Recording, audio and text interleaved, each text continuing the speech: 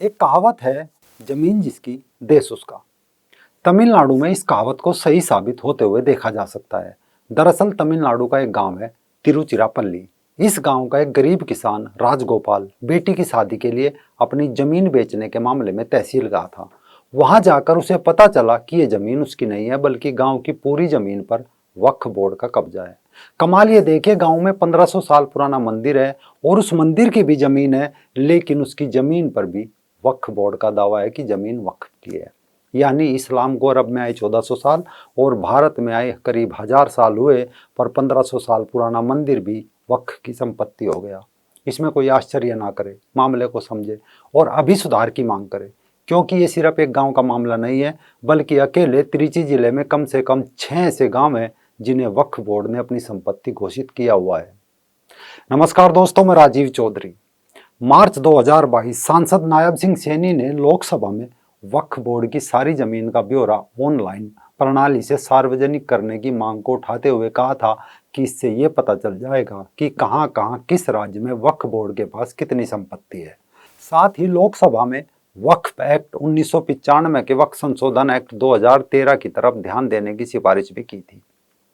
सैनी जी ने कहा था कि हैरानी की बात है कि सेना व रेलवे विभाग के बाद वक्फ बोर्ड प्रॉपर्टी के मामले में देश में तीसरे स्थान पर है, लेकिन सांसद नायब सिंह सैनी की ये मांग मात्र कुछ शब्द बनकर रह गई। माननीय महोदय, आपको जानकर हैरानी होगी कि सेना व रेलवे विभाग के बाद आज वक्फ बोर्ड प्रॉपर्टी के मामले में तीसरे स्थान पर है। सारा मामला समझने के लिए इस सिफारिश के पीछे का पूरा समीकरण समझ लीजिए, क्योंकि इससे पहले 28 दिसंबर 2021 को जब भगवान श्री कृष्ण जी की नगरी द्वारिका की भूमि पर वक्फ बोर्ड ने दावेदारी जताई, तब प्रतिवादों के बीच राज्यसभा सदस्य परिमल नथवानी जी ने बोर्ड के दावे पर आश्चर्य जताया था कि आखिर कृष्ण की नगरी में वक्फ बोर्ड की जमीन की मालिकाना दावा वक्फ बोर्ड कैसे कर सकता है। लेकिन दावे बराबर चालू है, जिनका परिणाम ये है कि वक्फ मैनेजमेंट सिस्टम ऑफ इंडिया के आंकड़ों के मुताबिक इस वक्त वक्फ बोर्ड के पास कुल 8,54,509 संपत्तियां है, जो 8 लाख एकड़ से ज्यादा जमीन पर फैली है। बंटवारे के बाद देश में जमीन उतनी ही है जितनी पहले थी, फिर वक्फ बोर्ड की जमीन कैसे दिन दूनी रात चौगुनी बढ़ रही है, ये सवाल भी सभी के सामने है। दरअसल जितनी तेजी से सरकार हाईवे बना रही है, वहां उतनी ही तेज गति से सड़कों के किनारे मजारें बनाई जा रही है। अगर पिछले 7 साल का अनुमानित आंकड़ा ले ले तो देश भर में करीब 2 लाख नई मजारें पैदा हो गई। साल 2024 तक 2 लाख और मजार पैदा होने का अनुमान है। कारण एक मुसलमान सड़क के किनारे किसी सरकारी या निजी जमीन पर कहीं भी कोई मस्जिद मजार बनाकर बैठ जाए तो कुछ समय बाद वो जगह वैध हो जाती है। ऐसा वक्फ कानून 1995 के 2013 के संशोधन के कारण हो रहा है। इसलिए कोई मुसलमान कहीं भी अवैध मजार या मस्जिद बना लेता है और एक अर्जी वक्फ बोर्ड में डाल लगा देता है, बाकी काम वक्फ बोर्ड करता है। यही कारण है कि आज पूरे भारत में अवैध मस्जिदों और मजारों का निर्माण बेरोक टोक हो रहा है, और यह निर्माण कार्य एक षड्यंत्र को सफल करने के लिए हो रहा है, और वो षड्यंत्र है अधिक से अधिक जमीन पर कब्जा करना है, क्योंकि जिसकी जमीन उसी का देश।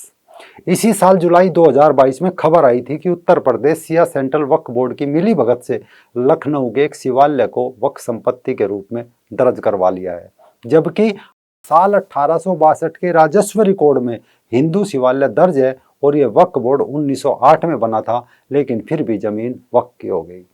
यही नहीं, कमाल तब हुआ जब मार्च 2020 में राजस्थान के अंदर जिंदल ग्रुप की एकल खनन साइट पर मस्जिद नुमा एक छोटी सी दीवार बनाकर राजस्थान वक्फ बोर्ड ने कहकर अपना हक जता दिया कि ये जमीन वक्फ बोर्ड की है। मामला तब जस्टिस हेमंत गुप्ता और जस्टिस वी राम सुब्रमण्यम की खंडपीठ के सामने पहुंचा तो सर्वोच्च न्यायालय की पीठ ने कहा कि एक जर्जर दीवार, एक मंच को नमाज अदा करने के इरादे से मजहबी स्थान मस्जिद का दर्जा नहीं दिया जा सकता, और उनकी याचिका खारिज कर दी और मामला खनन कंपनी के पक्ष में दिया। ये विवाद हल हो गया, क्योंकि वक्फ के सामने मुकदमा लड़ने वाली एक बड़ी फर्म थी। अगर यह दावा किसी गरीब किसान के साथ होता तो शायद वह धनवान वक्फ बोर्ड के सामने घुटने टेक देता, ना टिक पाता और शायद अपनी जमीन छोड़नी पड़ती। पिछले दिनों एक ऐसा ही मामला दिल्ली के महरौली क्षेत्र का सामने आया था। यहाँ के वार्ड नंबर 8 में एक भूखंड किसी भागर्व जी के नाम था, जिसकी कीमत करोड़ों में है। उन्होंने 1987-88 में इस भूखंड को एक मुसलमान से खरीदा था, लेकिन कुछ समय पहले भूखंड की घेराबंदी जब की जाने लगी तो दिल्ली वक्फ बोर्ड के तत्कालीन अध्यक्ष और आम आदमी पार्टी के विधायक अमानुतुल्लाह खान ने उस भूखंड के बीच में मौजूद एक पुराने ढांचे को मजहबी स्थल बताना शुरू किया और कई बार जबरन उस पर कब्जा करने का भी प्रयास किया। मुसलमानों की भीड़ के साथ खूब हंगामा भी किया। अभी यह मामला दिल्ली उच्च न्यायालय में लंबित है। दूसरा मामला मेहरौली के ही वार्ड नंबर 1 में मनमोहन मलिक नामक एक व्यक्ति का पुराना घर था। करीब 2 साल पहले उन्होंने उस घर को तोड़कर नया मकान बनाना शुरू किया। एक दिन मोहम्मद इकराम करके कथित मौलाना उनके घर पहुंचा और कहा कि जिस जगह आप मकान बना रहे हैं वो जमीन वक्फ बोर्ड की है, लेकिन इसके बाद उसने पुलिस को बुला लिया। इस तरह मामला भी दिल्ली उच्च न्यायालय तक पहुंच गया। केवल इतना भर नहीं है, अब ये लोग इस विशेष षड्यंत्र के तहत ऐतिहासिक इमारतों भवनों के आसपास नमाज पढ़ने लगे हैं। कभी आपने सुना होगा किसी पार्क में, कभी किसी खाली पड़ी जमीन पर अगर वहां कुछ दिन बेरोक टोक नमाज पढ़ ली तो फिर वह उस जमीन पर भी अपने कब्जे का दावा ठोक देगा। यही कारण है कि कुतुब मीनार जो भारतीय पुरातत्व सर्वेक्षण विभाग के अधीन है, लेकिन मुसलमान इस पर भी कब्जा करने के लिए वहां नमाज पढ़ने लगे थे। अब इसमें भी 2 बोर्ड है, एक सुन्नी वक्फ बोर्ड और एक शिया वक्फ बोर्ड। शिया वक्फ बोर्ड की अलग वोट बैंक की राजनीति है, सुन्नी वक्फ बोर्ड की अलग वोट बैंक की राजनीति है, और दोनों ने जमीनों के अवैध कब्जे भी अपने अलग अलग तरीके से कर रहे हैं, क्योंकि वक्फ बोर्ड को इतनी ताकत दे दी है कि अब वो जमीन हथियाने का एक उपकरण बन चुका है। 2013 में तत्कालीन मनमोहन सिंह सरकार ने वक्फ कानून 1995 में संशोधन करके उसे ऐसे अधिकार दिए जो भारत को इस्लामीकरण के रास्ते पर आगे बढ़ा रहे हैं, क्योंकि धारा 40 में प्रावधान है कि किसी भी संपत्ति को वक्फ संपत्ति घोषित करने से पहले उसके मालिक को सूचित करना जरूरी नहीं है। यानी आपके चबूतरे पर मजाक मजाक में कोई नमाज पढ़ गया, मजार बना दी, तो उसने वो संपत्ति घोषित कर दी, आपको पता भी नहीं, यदि उस पर 786 भी लिख दिया तो भी उसे वक्फ संपत्ति घोषित किया जा सकता है। बाद में असली मालिक वक्फ काउंसिल से मुकदमा लड़ता रहता है। देखा जाता है कि काउंसिल ज्यादातर मामलों में वक्फ बोर्ड का ही साथ देती है। दूसरा, इसकी धारा 52 में लिखा है, यदि किसी भी जमीन जो वक्फ में पंजीकृत है उस पर किसी ने कब्जा कर लिया तो वक्फ बोर्ड जिला दंडाधिकारी से जमीन पर कब्जा वापस दिलाने के लिए कहेगा। कानून के अनुसार जिला दंडाधिकारी 30 दिन के अंदर वक्फ बोर्ड को उसकी जमीन दिलवाएगा। यानी वक्फ बोर्ड तो अपनी संपत्ति की सुरक्षा के लिए अनेकों कानूनों को लेकर बैठा है, लेकिन यदि वक्फ बोर्ड ने किसी की जमीन पर कब्जा कर लिया तो उसे वापस लेना आसान नहीं होता।